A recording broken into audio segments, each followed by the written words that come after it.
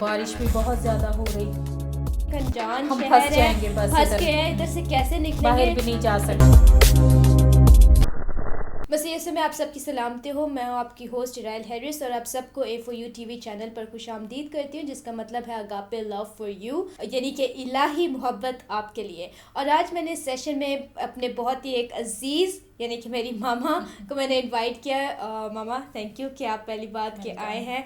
और मैं यहाँ पे बताना चाहूँगी कि इनके पास बताने के लिए बहुत कुछ है, ये बहुत अच्छी स्टोरी टेलिंग करती हैं। तो आज हम इनकी कहानी सुनेंगे। तो मामा कैसे हैं आप? खुदा उनका शुक्र है, मैं बिल्कुल ठीक हूँ। कैसा लग रहा है आज आपको? पहली दफ़ा मैं और आप पहली दफ़ा ऐसे ऐसे सेशन कर रहे हैं, कैसा लग रहा है आपको? मुझे बहुत अच्छा भी लग रहा है, और ये है कि मैं कभी भी आपको आपके साथ उस तरह से नहीं रहती जिस तरह से एक माँ अपनी बेटी के साथ बड़ा गुस्से से, और इस तरह से मैं बिल्कुल ऐसा ही है। इराइल के साथ दोस्तों की तरह रहती हूँ, और हमारी बहुत ज़्यादा दोस्ती है।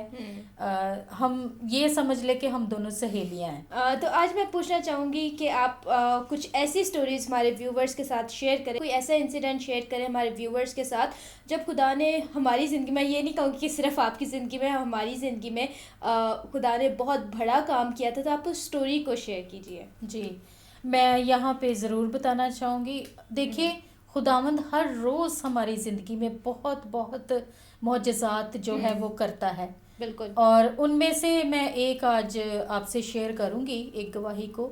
जब हम हॉलैंड में गए थे, 2018 की बात है, तो वहाँ वो हमारा इवेंजलिस्टिक ट्रिप था, मुझे याद है जी। हाँ जी, हाँ जी, पासी वहाँ साहब पे भी थे हमारे साथ। नहीं, आपके पापा जो थे वो उस वक्त यूएस में गए हुए थे, अच्छा अच्छा, और हम आप और मैं वहाँ पे गए हुए थे हॉलैंड हॉलैंड में। में। जी जी। तो वहाँ से जब हम निकले, तो उस वक्त आपको पता है कि हमारी उसी किस तरह से हमने ट्रैवल किया। हम लोग एयरपोर्ट पहुँचे, और कुछ बारिश भी बहुत ज़्यादा हो रही थी, और उसके बाद वो जो था मुझे याद है कि वो सामान हमने कैसे कैरी कैरी करके किया मेट्रो हुआ में, था, वो ट्रेन में उनकी थी, हम लेके गए थे जी। और वहाँ पे हमें पता चला कि हमारी फ़्लाइट जो है वहाँ से लेट है। तो इस तरह से हम कौन सी थी हमारी, KLM KLM, की हाँ, फ्लाइट थी। वहाँ पे हमने जाना था, लेकिन उन्होंने KLM में नहीं, हमें किसी और जहाज़ में बिठा वो के एयर फ्रांस, उन्होंने ट्रांसफर सारे पैसेंजर्स अपने, उन्होंने KLM के एयर फ्रांस में ट्रांसफर कर दिए थे। वो हमें रशिया में लेके गए उस रशिया वक्त। में हमारा थोड़ा सा शॉर्ट सा स्टे था वहाँ पे। वहाँ पे हमें चेंज करनी थी, फिर हमें वहाँ से KLM पे जाना था। तो क्या हुआ कि इसी तरह से तकरीबन वहाँ पे जब हम उतरे हैं, तो हमें किसी और गेट पे जाना था, लेकिन हम किसी और गेट पे चले गए वो थे। एक्चुअली हुआ क्या था कि वो डिस्टेंस काफ़ी ज़्यादा था, हम काफ़ी गलत ज़्यादा खड़े था, हुए थे। गलत थे। हम गलत खड़े हुए थे, और जिस गेट पे हमें जाना था, वो पहली बात तो हमें मिल नहीं रहा था कि वो गेट कहाँ पे है, और जब मिला तो वो उसका डिस्टेंस, जो वॉकिंग डिस्टेंस है, वो काफ़ी बिल्कुल ऑपोजिट डायरेक्शन पे था, और काफ़ी हमें बाय वॉक वहाँ पे जाना पड़ा। और जब हम वहाँ पे पहुँचे हैं उस काउंटर के पास, तो उन्होंने कहा बस अभी आप नहीं जा सकते, क्लोज हो गया, 1 मिनट बस वो कह रहे थे कि रह गया, बस 1 मिनट, आप नहीं जा सकते। मैंने बहुत रिक्वेस्ट की, आपने भी रिक्वेस्ट की कि नहीं प्लीज़ हमें जाने दें, और वो बिल्कुल एकदम वहाँ पे हमारे लिए हर चीज़ नई थी, लोग नए थे, अनजान थे हम लोग, और वहाँ पे हमें काफ़ी फिर मुश्किल का सामना जो था वो करना पड़ा। तो डियर व्यूवर्स, आज हम आपके साथ वो चैलेंजेस को शेयर करेंगे कि इस इंसिडेंट में हमें कौन से चैलेंजेस हमने फेस किए, और किस तरह खुदावन ने हमें उस बड़ी मुश्किल से, अपने बड़े हाथ से हमें निकाला।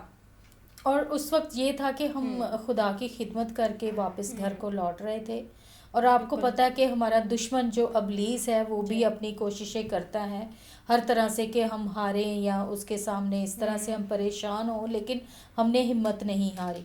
वहाँ पे फिर हमें उन्होंने कहा कि आप दूसरे काउंटर पे जाएं, वहाँ पे आप नई टिकट लें तो फिर आप जा सकते हैं, अब तो आप सुबह ही जा सकते हैं।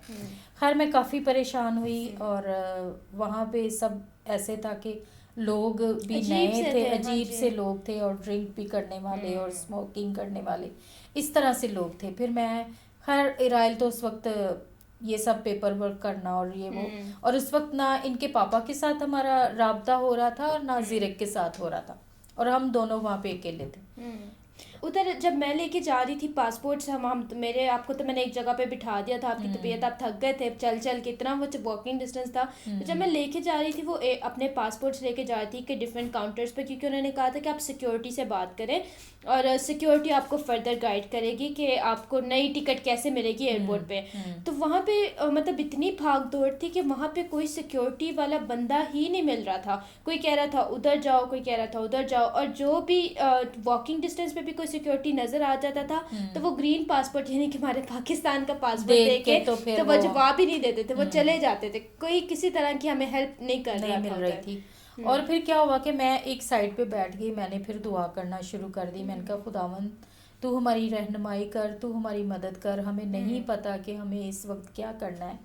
और फिर वहाँ पे एयरपोर्ट पे जब हम खड़े हुए थे उस लेन में, वो काउंटर पे टिकट का हम उनसे कर रहे थे, तो फिर क्या हुआ कि एक लड़का था जो कि वो भी इसी मसले में था, जी, इसी काफी प्रॉब्लम लोग थे, में सिर्फ वही नहीं, इसी काफी प्रॉब्लम लोग में थे। था। हाँ जी। और उसने देखा कि ये पाकिस्तानी है और दोनों अकेले हैं, वो भी लड़का भी पाकिस्तानी था। तो वो मुझे कहने लगा कि आंटी आप साइड पे बैठ जाएं, जी। तो मैं आपकी हेल्प करता हूँ, किस तरह से मुझे बताएं क्या प्रॉब्लम है। मैंने उसको कहा कि ऐसे ऐसे प्रॉब्लम हुआ है। फिर खैर ये हुआ कि मैं दुआ कर रही थी, फिर आपके साथ उसी ने जो बहुत बहुत ज़्यादा हेल्पफुल साबित रहे हेल्प थे की, वो। और इधर जा रहे हैं उधर जा रहे हैं। इवन के हमें उस शख्स का नाम भी नहीं पता, हमें नाम भी पता नहीं भी नहीं पता वो था। कहाँ से है क्या है, लेकिन उन्होंने ऐसी हमारी हेल्प की कि वो ऐसे लग रहा था जैसे खुदा की तरफ से भेजा हुआ एक फरिश्ता है हमारे लिए। सेम हाँ वही था, ऐसे ही था। और मुझे इस बात का पूरा जो खुदावंद के ऊपर भरोसा था, और खुदा ने, मैंने जब मैं दुआ कर रही थी और मुझे यही फील हुआ, मुझे यही हुआ कि खुदा ने हमारी मदद के लिए इस शख्स को भेजा, और वो बिल्कुल ऐसे ही हमारे लिए था कि खुदावंद का फरिश्ता आ गया है। और फिर वो सारा जब प्रोसेस हो गया, हमें पता चल गया कि हम अब सुबह ही यहाँ से जा सकते हैं फ्लाइट लेके। फिर वो हमारे साथ ही बैठा रहा। फिर उसने, अब काफ़ी हम चल चल के, हमें भूख भी लग गई थी और सर्दी भी काफ़ी थी, और ये था कि फिर फीवर भी हो गया मुझे तो वहाँ पे एयरपोर्ट पे। आपको याद है पहले जब हम टिकट ले रहे थे वहाँ पे तो कोई बैठने का बेंच भी नहीं था, हम लोग नीचे बैठे हुए थे। पूरे एक वो पिलर सा हुआ था और उसके साथ मैं नीचे टेक लगा के बैठी हुई थी। और उधर वो मुझे मोमेंट आज भी याद है, वो फीलिंग्स के मतलब रोना इतना आ रहा था और इतनी परेशानी, ऐसे लग रहा था कि एक अनजान शहर है, फंस गए हैं, इधर से कैसे निकलेंगे, बाहर भी नहीं जा सकते। रशियन एयरपोर्ट था वो, और ऐसे लग रहा था कि मतलब जिस शख्स को भी आप देखते थे, जिस भी शख्स को आप देख रहे हो, आपको उनसे एक अजीब सी फीलिंग आ रही थी कि लग रहा था कि मतलब ये कौन सी हम दुनिया में आ गए। लेकिन आपको याद होगा कि एक लेडी थी जो, मैंने उधर ही बैठे हुए मेरी एक लड़की पे नज़र पड़ी थी जो काउंटर पे थी, तो मैंने कहा कि मम्मा ये कितनी खूबसूरत लड़की है। तो आपने कहा उससे बात करके ये शायद हमारी हेल्प करेगी, और उसी के थ्रू हमारी आई गेस शायद टिकट वापस जो दोबारा टिकट हुई थी। और फिर वो ये था कि हमें फिर वहाँ पे रात गुजारी हमने। वो लड़का हमारे साथ था, उसने खैर अपना वॉलेट निकाला। ये उसको लड़का इसीलिए कह रहे हैं क्योंकि हमें उसका नाम नहीं पता, नाम नहीं, हाँ। और ऐसा था कि बस मुझे तो ये था कि खुदावंद ने हमारे लिए भेजा है उसको। और उसने अपना वॉलेट निकाला और वो कहने लगा कि मैं देखता हूँ कि हम कुछ यहाँ से क्या खा सकते हैं। मसला जब सारा सॉर्ट आउट हो गया था तो तब हम बैठे थे। फिर उसके पास वो था वाउचर था, उसमें वो कहने लगा आंटी आप देख लें कि आप क्या खा सकते हैं या क्या, अभी रात का तो हम मैनेज कर लेते हैं। फिर हमने इकट्ठे बैठ के हर कुछ ना कुछ वहाँ से लिया उसके वाउचर से, तो हमने कुछ खाया। फिर वो रात भर हमारे साथ ही रहा, और जो भी फिर कहने लगा कि मेरे पास अगर कोई शॉल है या स्वेटर है, एक स्वेटर थी उसके पास, वो उसने मुझे दी। और इस तरह से करके फिर हम रात बैठे रहे, दुआ करते रहे। सुबह फिर 6 बजे हमने निकलना था, उसके बाद उसने भी निकलना था। तो ये वाकया बहुत अजीब हुआ हमारे साथ। तो ये वो इंसिडेंट था जो हम जिस चीज़ में से गुजरे। एक मुश्किल वक्त था, एक कठिन वक्त था, क्योंकि अक्सर जब लोग अपनी गवाहियाँ शेयर करते हैं वो अपने मुश्किल वक्त नहीं बताते, वो सिर्फ अच्छी अच्छी गवाहियों को शेयर करते हैं। लेकिन असल गवाही वही है कि आप अपने शेयर करें, आप बताएं कि आप किस स्टेट में थे उस वक्त, आपकी हालत क्या थी, क्या क्या चीज़, किन किन चीज़ों से आप गुजरे थे। तो ये वो सारे चैलेंजेस थे जिनमें से हम गुजरे थे। बिल्कुल अकेला लग रहा था, तनहा लग रहा था, कोई हेल्प नहीं मिल रही थी, कोई बात नहीं सुन रहा था। लेकिन उस वक्त सिर्फ हमें खुदावंद की तरफ से मदद मिली। खुदावंद ने अपना हाथ बढ़ा के हमें उस मुश्किल से निकाला। तो और आज भी वो शख्स जिधर भी हैं हम नहीं जानते, लेकिन हम हमेशा उनके लिए दुआ ही करते हैं और खुदावंद की शुक्रगुजारी करते हैं कि उनके वसीला से हमें एक मॉरल सपोर्ट जो थी वो मिली थी। एक और कहानी मैं आपसे सुनना चाहूँगी। जरूर। बहुत ज़्यादा है, लेकिन आप कौन सी सुनना चाहेंगी? बिल्कुल ऐसे ही है, लेकिन वो मुझे याद है कि आप और पापा गए थे विज़िट पे, कोई शख्स शायद बीमार थे और कुछ शायद ऐसा था कि पापा जब रात को आए थे तो उनको ख्वाब में वो सारा किस्सा पता चल गया था। मैं यहाँ पे बहुत सोचती हूँ कि खुदा कितना नज़दीक है पापा के, मतलब खुदा इतने करीब से उन्हें ईच एंड एवरी डिटेल बता देता है और ये शुक्रगुजारी है खुदावंद की। तो अब वो भी इंसिडेंट ज़रूर हमारे व्यूवर्स के साथ शेयर कीजिए। हाँ जी, वो ऐसे हुआ था कि मेरी सिस्टर है यहाँ पे, सिस्टर डॉली, बहुत अच्छे, वो इंडिया से हैं, मेरे उनके साथ बिल्कुल बहुत अच्छे रिलेशन। आपकी बेस्ट फ्रेंड भी है, बेस्ट फ्रेंड भी है, बहन भी है, मेरी माँ भी है, मुझे डांट भी देती हैं, बाज़ दफ़ा गुस्सा भी करती हैं मुझ पे, बहनों की तरह समझाती भी हैं। बहुत अच्छा हमारा उनके साथ रिलेशन है। और उनके बेटे की तबीयत ख़राब थी। अच्छा। तो हम लोग गए थे, मैं और आपके पापा, हम लोग गए थे। तो अभी नर्स ने कहा कि उस बच्चे के कपड़े चेंज करने हैं तो आप ज़रा साइड पे हो जाएं। उनकी मामा ने मुझे कहा कॉल आई है तो मैं सुन के आती हूँ। इतनी देर में आपके पापा भी ना नीचे उतर गए, लेकिन वो मैं एक साथ वाले कमरे में जाके बैठ गई। अच्छा। तो साथ वाले कमरे में जाके बैठी तो एक औरत बैठी हुई थी वहाँ पे ना। तो इस तरह से मेरी बातें, मैंने उनसे कहा, उन्होंने शायद अबाया पहना हुआ था उन्होंने। तो मैंने उनसे कहा आपका नाम क्या है, आपका कौन है इधर, इस तरह से हमारी बात शुरू हो गई। आपकी बेस्ट बात यह है कि आप लोगों से दोस्ती बहुत जल्दी कर लेते हैं। तो इस तरह से मैंने उसके साथ बात करना शुरू कर दी। और वो, मैंने अभी उससे ये पूछा कि आपका कौन है यहाँ पे एडमिट, इतना उसने मुझे बताया कि मेरे पापा हैं यहाँ पे ना एडमिट, और आंसुओं के साथ वो रोना शुरू हो गई। और मैंने उसका ऐसे हाथ पकड़ लिया, मैंने कहा प्लीज़ आप परेशान ना हो, खुदावंद बहुत अजीम है, वो बहुत बड़ा है और आपके पापा को जल्द ठीक करेगा। तो वो कहने लगी कि आप क्रिश्चियन हैं? मैंने कहा हाँ जी, मेरे हस्बैंड पास्टर हैं और यहाँ पे हम खुदा की खिदमत करते हैं और यहाँ पे रहते हैं और इतने सालों से हैं। और मैंने बताया कि मेरे 2 बच्चे हैं और यहाँ पे हम चर्च का काम करते हैं। वो सुन के बहुत खुश हुई और वो ऐसे उसके अंदर से खुद ब खुद बातें निकल रही थी और वो आंसुओं के साथ मेरे साथ रोना शुरू हो गई।